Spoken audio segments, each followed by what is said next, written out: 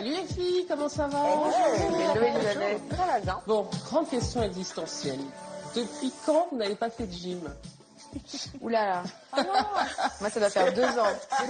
Moi ça fait 2 ans. Cassage d'ambiance tout de suite. D'emblée. Je vous dis De la gym ou de la gym? Oui voilà, c'est ça la question. Quelle est la question? Je vous dis ça parce que dans la séquence qui va suivre, Tiga, tu seras d'accord avec moi, il va falloir dérouiller le popotin, les filles. Ah, oui. Grosse pression. Car on va parler. Dérouiller le popotin. Bonjour, qu'est-ce que ça veut dire? On va pas comprendre. Okay. Car on va parler, Tiga, Et oui, effectivement, on va parler de ce courant musical qui est le Bikutsi au Cameroun. Alors, qu'est-ce que le Bikutsi? Musique. Ah ouais, d'accord. Alors, c'est quoi? Il faut faire quoi? Vous les avez vus toutes les deux? Et nous, on est là. Il faut bouger quoi, en fait? Il faut bouger les têtes et les épaules. Comme ça? Je sais pas comment. C'est plus facile de danser assis. On est bien On n'est pas encore passé aux travaux pratiques. Ça, les ok. filles. C'était juste qu'effectivement, pour vous expliquer ce qu'était le Bikutsi. Donc, Tiga, excuse-moi si je présente le Bikutsi, vu que c'est un peu la musique de chez moi, du sud du Cameroun. Donc, un rythme traditionnel à la base qui avait un peu une étiquette villageoise, brousse, ringarde, mais qui est depuis devenu hyper hype grâce aux filles. Et oui, et voilà, justement, j'ai rencontré Coco Argenté, qui est l'une des stars actuelles du Bikutsi. Donc le Bikutsi, c'est donc, comme tu le disais, une musique traditionnelle camerounaise qu'elles ont remise à la mode. Elles ont des textes très crus. Elles parlent sans gêne de sexe, de leur partie génitale. Et puis, il y a la danse qui est vraiment indissociable de cette musique, qui va avec et qui est aussi explicite. Et donc, tu as rencontré la star du moment à Yaoundé. Voilà, Coco Argenté, donc c'est une femme très humble, très très sympathique, avec une très forte personnalité. Et voilà, son parcours n'a vraiment pas été facile. Et elle nous parle de son arrivée jusqu'au succès. Comme elle dit bien. Jeu de mots, ambiance, Coco Argenté. Mesdames, Messieurs, elle a interrompu sa tournée européenne. C'est son seul spectacle grand public au Cameroun cette année. Je vais vous demander ce soir de m'aider à accueillir l'étoile montante, sinon le porte-étendard du Bikutsi, le porte-flambeau de la musique camerounaise, Coco Argenté.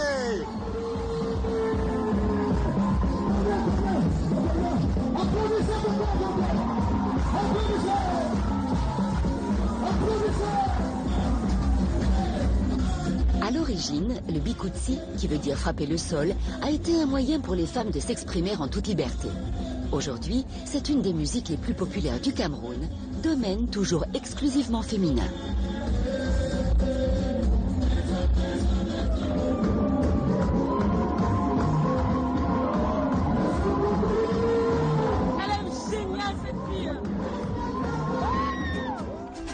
Le lendemain, Tiga a rendez-vous avec le phénomène. Depuis 1 an, Coco Argenté casse la baraque. Mais en fait, elle écrit, compose et danse depuis toujours. Ça va Coco? Ça va Tiga, ça va bien, merci. Merci beaucoup d'avoir accepté de me rejoindre ici, dans un endroit qui s'appelle le Jardin d'Amour. Oui. Ça tombe bien justement parce que le public t'aime et tu lui rends à 100 fois. Est-ce que tu pourrais me parler un petit peu de ton parcours? C'est le fruit de beaucoup de travail, beaucoup d'années de patience. Je commence quand même très jeune dans la musique, dans l'âge de 6 ans, dans les chorales. En classe de 6e, je rencontre un groupe de 2 autres filles qui sont aussi passionnées de la musique que moi. Alors on décide de former un groupe, un trio, qu'on intitule les Feeling Girls. Donc, les filles sentimentales, voilà.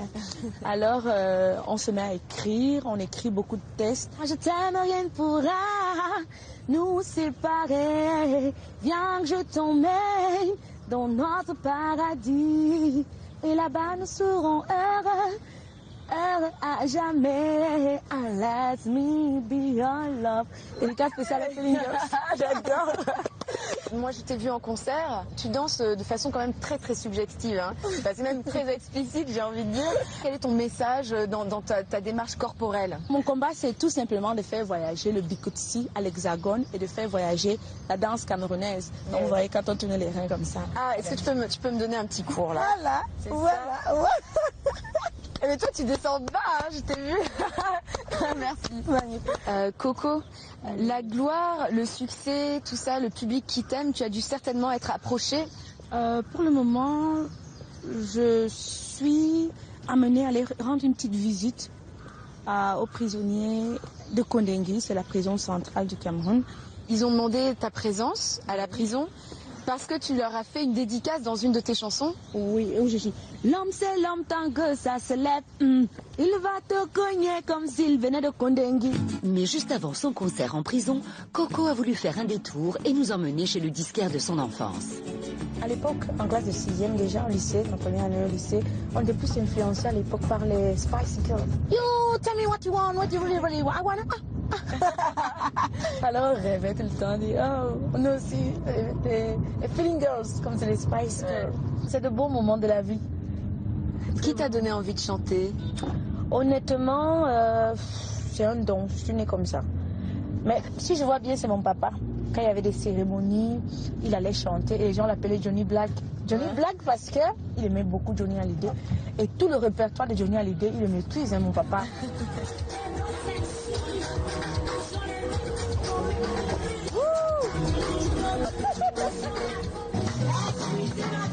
Excusez mon séjour, je balance.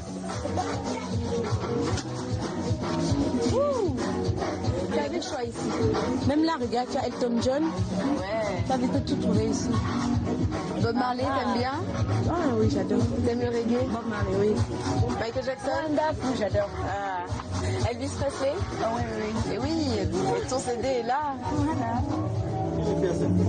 C'est un album qui est très vendu ici. C'est vrai? Il est très très vendu. Comment tu t'appelles? Mathieu. Je dis merci pour le soutien. Tu me soutiens, non? Non, si. Ouais. 100%.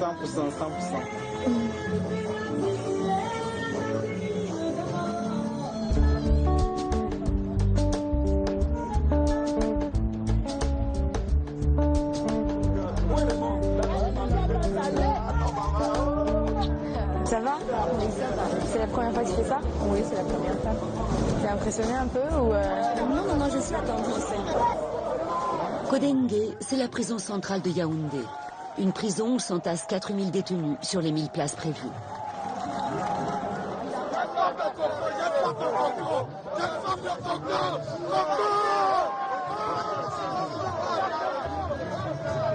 La police. Elle avait raison, elle est vraiment attendue. Si Coco est en prison, c'est pour la bonne cause. Elle soutient l'association Relais Enfants Parents qui se bat pour réunir 3 fois par an les détenus et leurs enfants. Et aujourd'hui, c'est le jour de la rentrée des classes.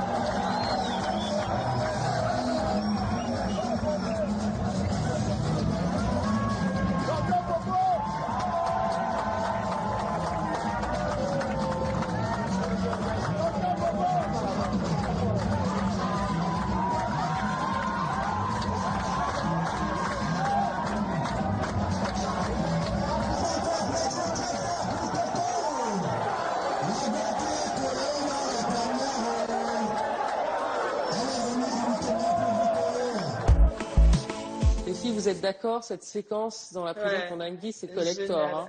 Incroyable. Toute la taulière qui danse avec Coco Argenté, la pluie de billets qui est une tradition au Cameroun pour récompenser les artistes quand ils font une bonne... Voilà, le farotage. Je vois que tu as pris des cours de camerounisme.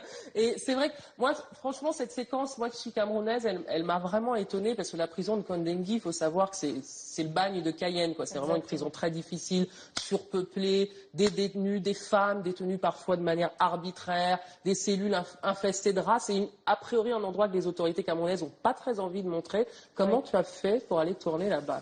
Eh bien, ça n'a pas été évident d'avoir les autorisations. Et voilà, c'est grâce à Coco, c'est en faisant le reportage sur elle qu'on a pu rentrer. Je t'avoue qu'avec mon caméraman Karim, on avait vraiment les pétoches. Les pétoches.